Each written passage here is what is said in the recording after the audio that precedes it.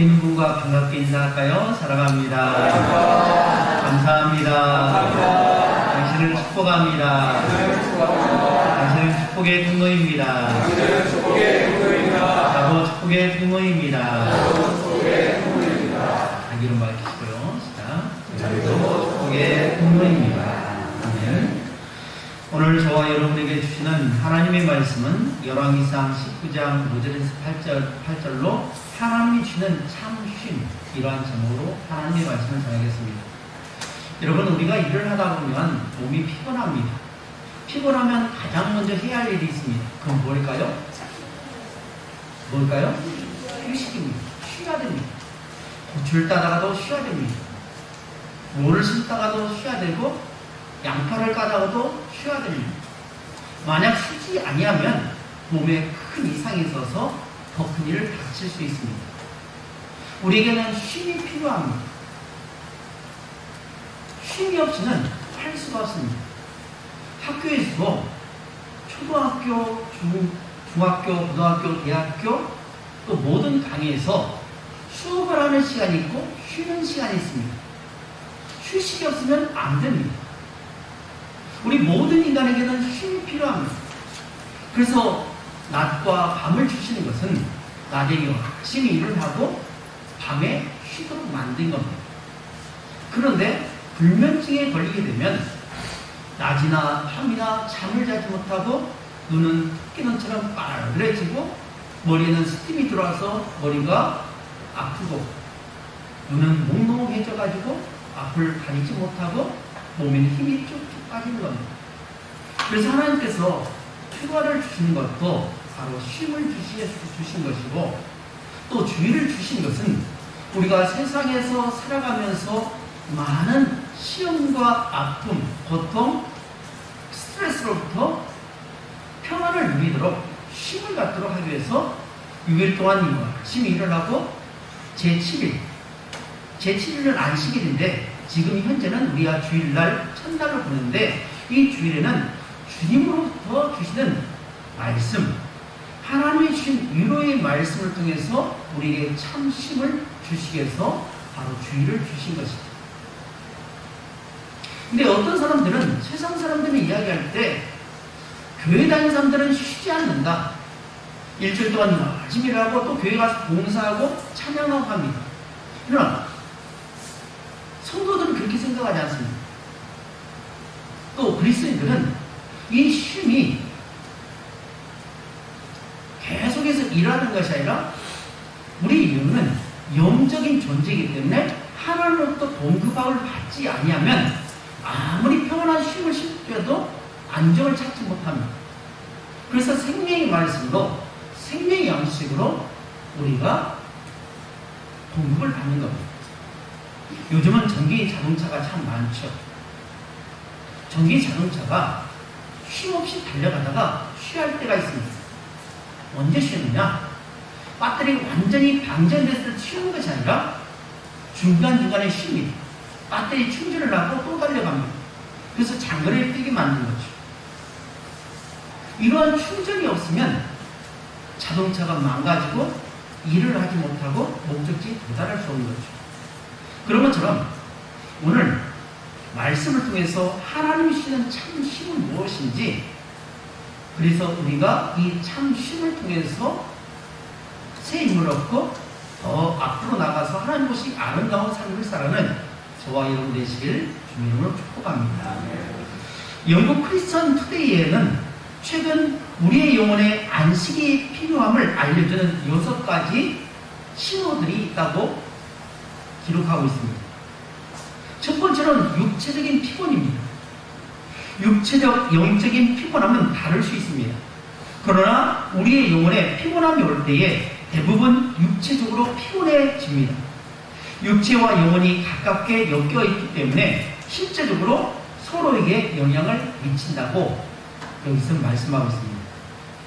두 번째로 하나님의 말씀에 대한 갈망의 상실입니다.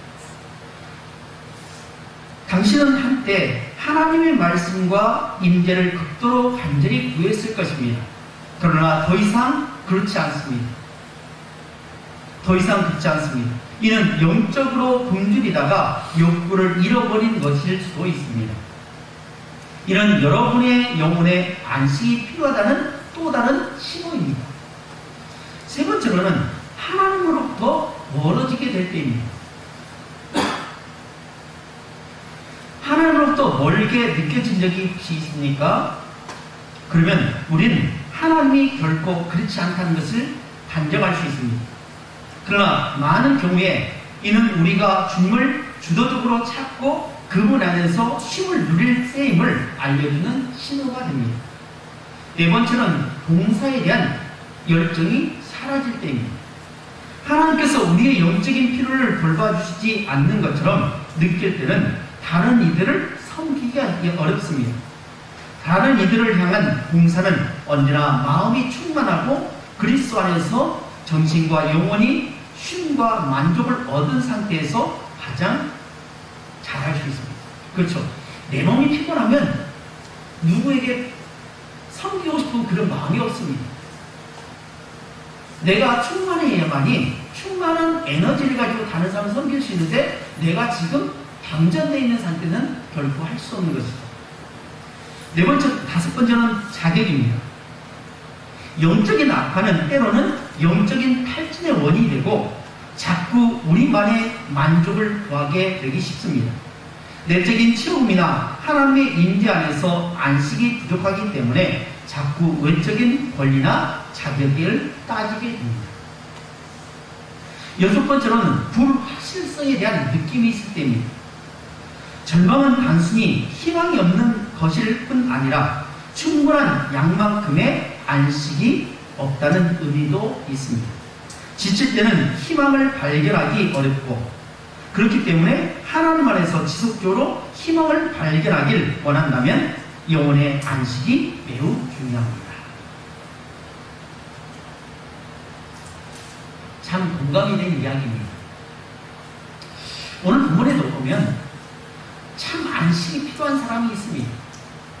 이 사람은 누가 보아도 유능한 사람입니다. 일명 불의 종이라고 하는 엘리야. 이 엘리야의 이름은 뜻은 여호와는 하나님이시다라는 뜻을 가지고 있고 아합 시대 때에 정말 영적으로 어두웠던 그때에 하나님의 말씀을 대언해서 내 말이 떨어짐과 동시에 3년 6개월 동안 비가 오지 않을 것이다. 뿐만 아니라 이슬도 오지 않을 것이다. 라고 하는 말씀을 전하자 그가 말이 선포됨과 동시에 땅에 비도 이슬도 내리지 않았습니다. 오늘 우리가 살아가고 있는 이 한국 땅에는 비가 많은 그러한 나라입니다. 장마철에는 어마어마한 비가 와서 땅을 적시고 그것을 통해서 곡식이 자라도록 하는 좋은 땅에 사는데 이스라엘 나라는 정말 척박한 땅입니다. 농사 짓기에 참 어렵습니다. 그래서 비가 적고 이슬이 내리면 그것으로 인해서 잡초가 자라게 되고 풀이 자라면 그 풀을 가지고 풀을 먹기 위해서 양들과 가축들을 데리고 다니면서 여기서 좀 지내다가 가고 또 저쪽에서 지내다 가면서 유목 생활을 하는 그런 나라가 바로 이스라엘 땅입니다. 이런 땅에서 3년 6개월 동안 비가 내리지 않으니 살 수가 없습니다. 그래서 하나님은 엘리야에게 시냇가로 가서 숨으라고 했고 까마귀가 가져다주는 음식을 먹으면서 그곳에서 안식을 취하다가 사르밧 여인의 집에서 이제 마지막 남은 밀가루와 또 기름으로 조금으로 그 가뭄을 이겨냈습니다. 빵을 해서 먹고 나면 또다시 기름이 차고 또다시 밀가루가 공급이 되어서 그 여인의 가정은 살아날 수 있었습니다. 그리고 아합과 대결을 합니다. 아합 왕 당신이 섬기는 그 바알신과 아세라 신을 그리고 그 선지자를 불러오십시오.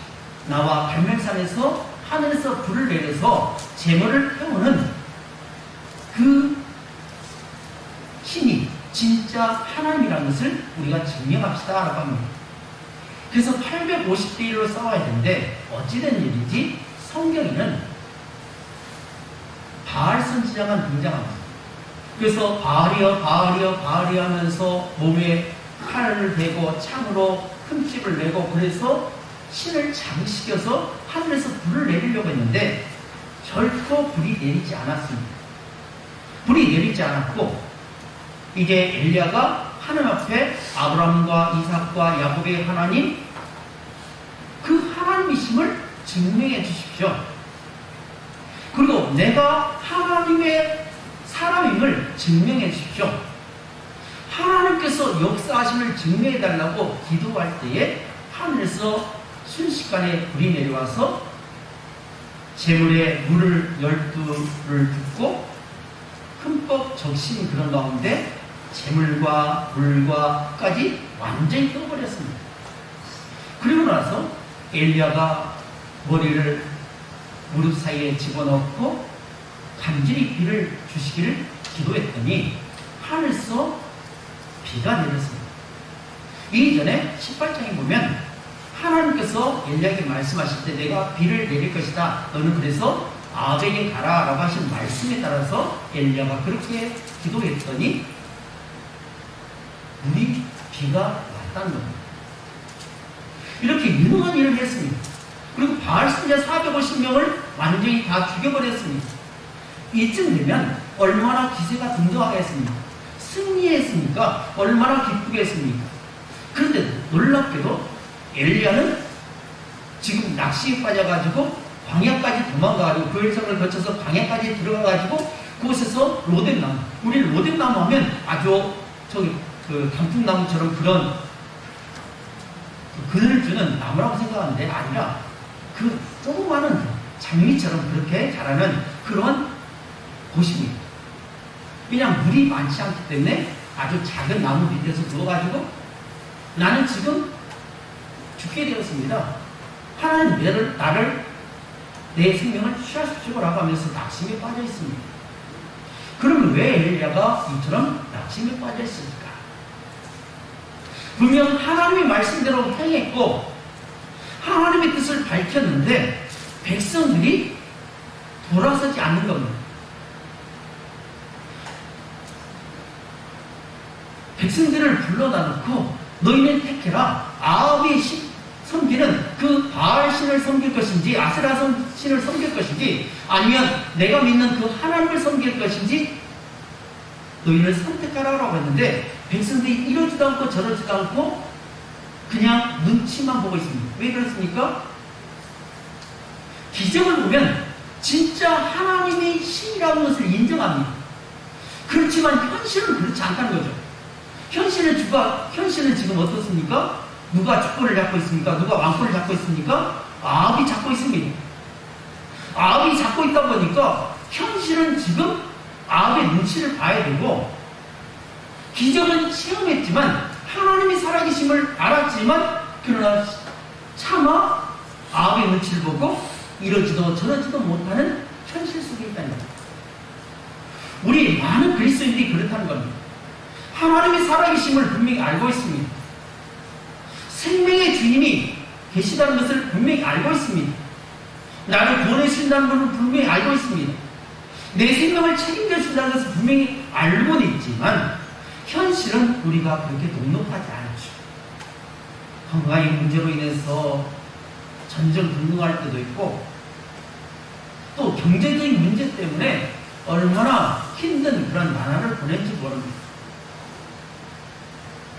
이런 신앙의 환경 속에서 우리가 살아가고 있습니다. 그러면서 하나님은 과연 너희들은 누구를 믿고 따라갈 것이냐라고 하면서 끊임없이 우리에게 말씀하고 있다는 거죠. 오늘 엘리야가 낙심에 빠져 있고 정말 죽기를 간절히 바라는 어서 빨리 죽었으면 좋겠다. 현실 좀 떠났으면 좋겠다라고 하는 그러한 모습은 어찌 보면 우리의 모습이라고 할 수 있는 거죠. 예수 믿고 얼른 하나님 나라에 가서 아픔도 고통도 슬픔도 없는 곳에 가 있으면 좋으련만 내 생명을 스스로 끊을 수도 없고 빨리 하나님을 취하시면 좋을 텐데 취하지도 않고 내 몸은 자꾸만 아파하 있고 그러한 가운데 우리는 딜레마에 많이 빠질 때가 있죠. 그럼 오늘 말씀을 통해서 영적인 침체에서 벗어나 영적으로 회복되는 비결은 과연 어떤 것이 있는가 하는 것이 오늘 제가 여러분에게 말씀드린 요지입니다. 세 가지인데요. 첫 번째로 충분한 휴식이 회복을 가져올 수 있다는 겁니다. 제가 뭐라고 말씀드렸죠? 충분한 휴식이 회복을 가져올 수 있습니다. 두 번째로 회복을 위해서는 반드시 하나님과의 만남이 필요합니다. 제가 뭐라고 말씀드렸죠? 회복을 위해서는 반드시 오직 하나님과의 만남이 필요하다는 겁니다. 세 번째로 환경이 아닌 하나님을 바라볼 때 회복이 됩니다. 제가 뭐라고 말씀드렸죠? 환경이 아닌 하나님을 바라볼 때 회복이 됩니다. 먼저 첫 번째로 살펴볼 것은 충분한 휴식이 회복을 가져올 수 있습니다. 이것은 우리가 이미 느껴본 거 아닙니까? 일을 하다 보면 지칠 때가 있습니다. 일의 양은 분명히 남아있는데 조금만 더 하면 될 텐데 그 양을 할 수가 없는 그런 처지에 있을 때가 있습니다. 그럼 어떻게 합니까? 농기구를 내려놓고 하던 일을 내려놓고 어떻게 합니까? 가서 쉽니다. 먹을 걸 먹고 물을 마시고 잠을 자고 나면 충분히 푹 자고 나면 언제 그랬냐는 듯이 우리는 새 힘을 가지고 또다시 일을 하는 것을 경험해 보았습니다. 오늘 5절 6절 말씀 함께 읽겠습니다. 5절 6절 말씀 시작. 로뎀나무 아래에 누워 자더니 천사가 그를 어루만지며 그에게 이르되 일어나서 먹으라 하는지라. 본즉 머리맡에 숯불에 구운 떡과 한 병 물이 있더라. 이에 먹고 마시고 다시 부었더니. 오늘 본문에 보면 엘리야가 지금 죽기를 간절히 바라고 있는 낙심천만에 있는 상태에서 하나님이 어떻게 대하신지를 보면 우리가 나와 함께 지내는 가족들과 동료들과 또 성도들 간에 누군가 지쳐있을 때 어떻게 대처해야 하는지를 보여줍니다.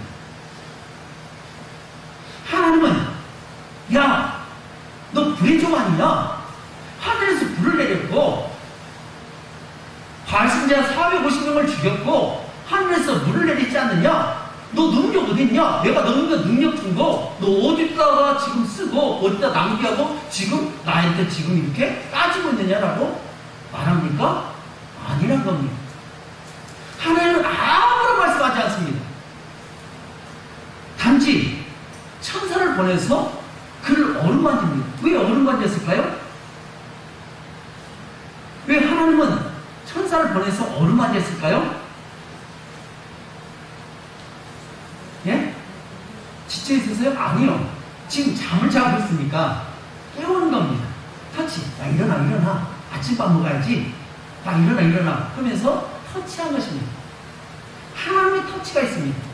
천사의 터치가 있습니다. 그래서 일어나서 먹으라 합니다. 눈을 떠보니까 머리맡에 무엇이 있습니까? 숯불에 구운 떡과 한 병의 물이 있었습니다. 자고 일어나니까 아침상이 차려져 있습니다. 이걸 보면 우리 자녀들은 부모님께 정말 감사해야 됩니다.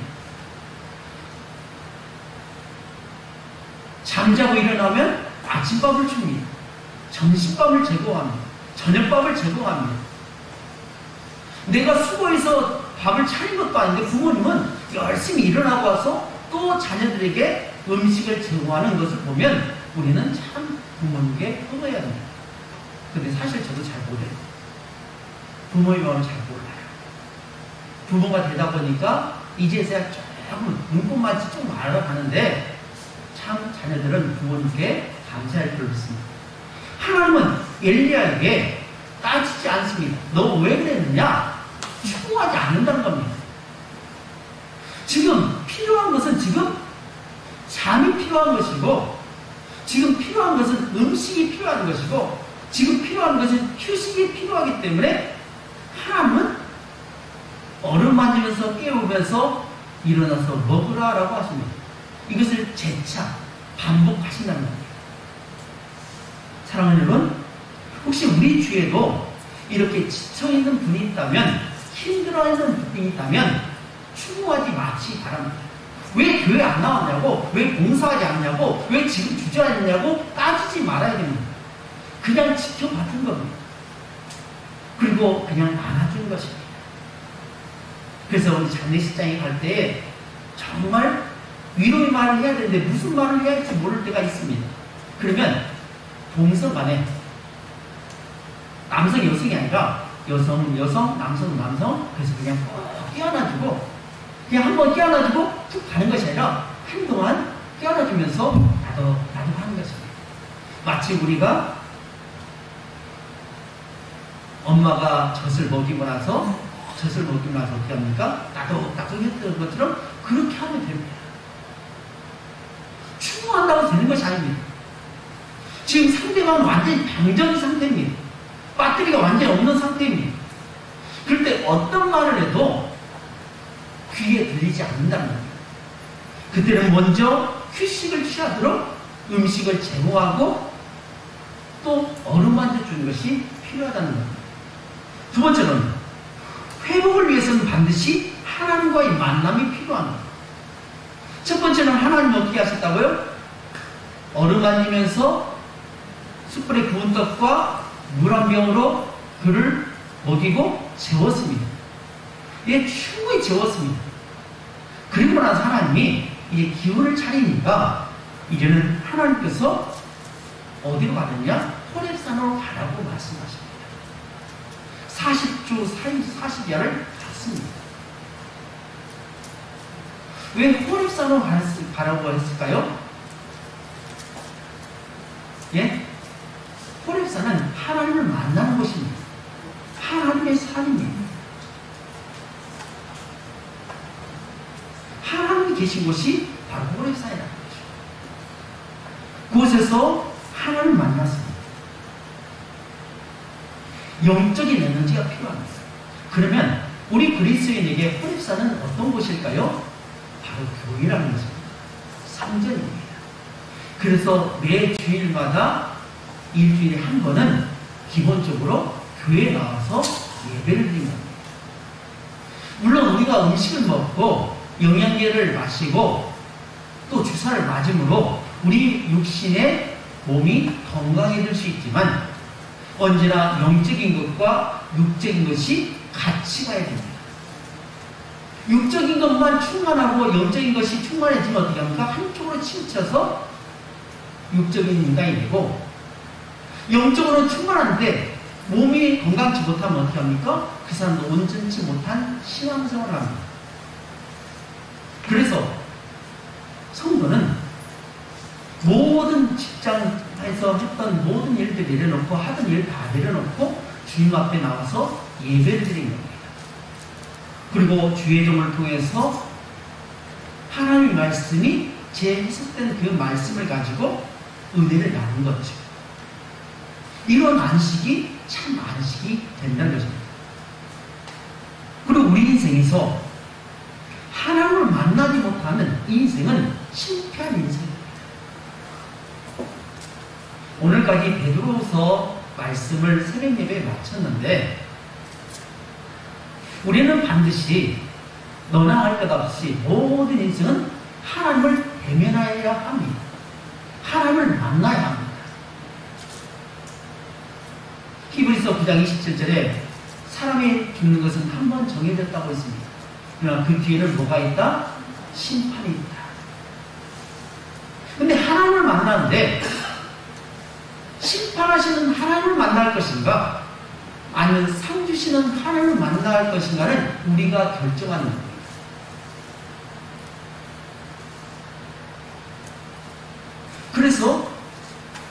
우리는 심판하신 하나님을 대면하는 것이 아니라 상 주신 이심을 믿고 그분에게 나아가야 하는 거죠.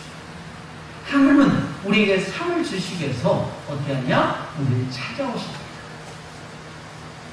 믿음이 없이는 하나님을 어떻게 한다? 기쁘시게 할 수 없다.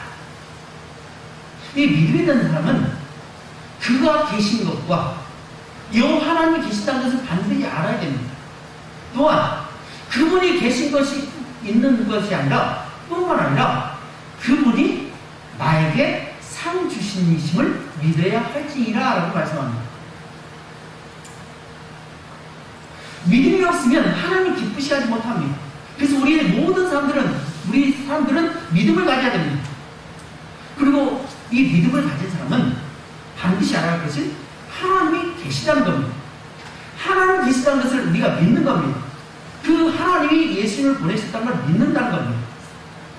그가 계신 것을 믿고 또한 그분이 나에게 상 주심을 찾아온 사람에게 상 주심을 믿어야 할지니라. 예수 믿으면 상을 받습니다. 구원의 상을 받습니다.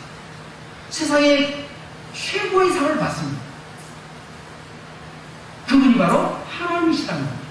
그래서 반드시 하나님을 만나야만이 참 안식을 누릴 수 있습니다. 하나님을 만난 사람은 영원한 참 안식을 누리게 됩니다. 예수 믿지 않은 사람들은 지옥불에서 평생토록 영원토록 불구덩이에서 고통을 당하지만 하나님을 만난 사람들은 이런 불구덩이에서 건져내서 하나님이 계신 그곳에서 영원토록 안식을 누리며 살아갑니다. 이것이 바로 그리스도인의 참 복입니다. 세 번째로는 환경이 아닌 하나님을 바라볼 때 회복이 된다는 겁니다. 엘리야가 낙심했던 이유가 뭘까요? 하나님을 바라보던 시선이 갑자기 환경을 바라보게 된 겁니다. 사람들이 변하지 않는 것을 보게 된 것입니다.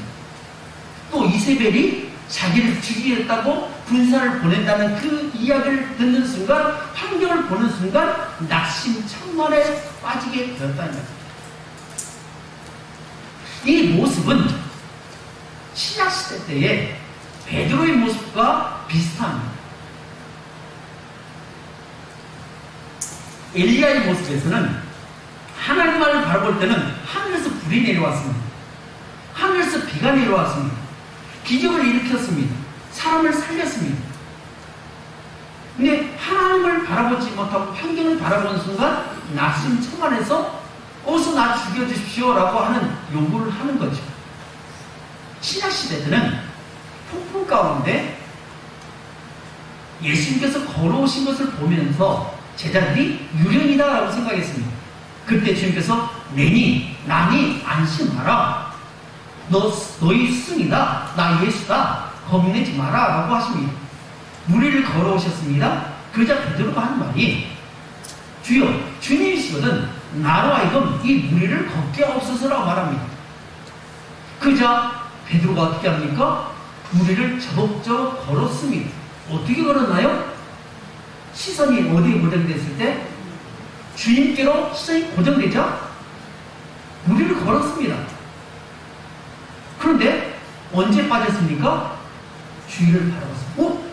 내가 지금 바다 위를 걷고 있네? 폭풍이를 걷고 있네 하면서 바다 위를 보는 순간, 환경을 보는 순간 그냥 물에 빠져 허우적거리는 거죠. 오늘 우리도 마찬가지입니다.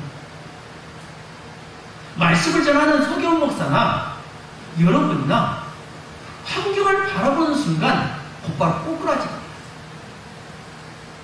환경을 바라보는 순간 주님이 내 눈에서 시선에서 벗어난 순간 우리는 낙심하고 절망하고 죽겠다고 말합니다. 낙심하지 않는 방법이 무엇입니까? 어디에 고정한다?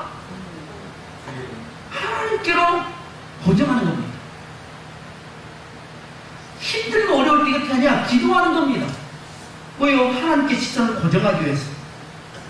말씀을 읽는 겁니다. 왜요? 하나님께서 뭐라고 말씀하신가를 알기 위해서입니다. 세상 사람들이 뭐라고 하는가 중요하지 않습니다. 세상의 법이 뭐라고 하는가 중요하지 않습니다.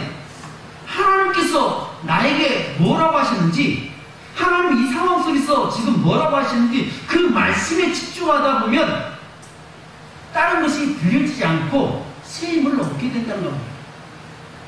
그래서 힘들 때 교회 나오라고 하는 것이고, 힘들 때 기도하라는 것이고, 힘들 때 말씀 읽으라는 것이고, 힘들 때 찬양하라는 것입니다.